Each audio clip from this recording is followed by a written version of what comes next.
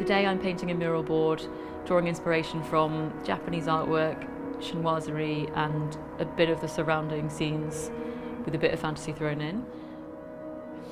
My name's Melissa Wickham. I'm a scenic and decorative artist based in Bristol. I'm working with the Forbes and Lomax paintable socket and invisible switch to show how you can incorporate them and blend them in seamlessly to your mural scheme. Working with the paintable socket is great because you can paint directly onto it and treat it the same as any other part of the canvas. I'm using the little green intelligent matte emulsion paint to give that extra bit of durability.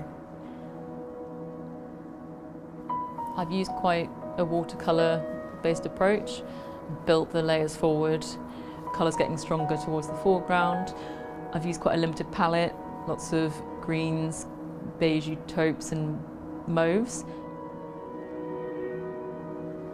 Murals are becoming increasingly popular in residential homes and venues where people want a personal touch and a bespoke artwork that works well within the space.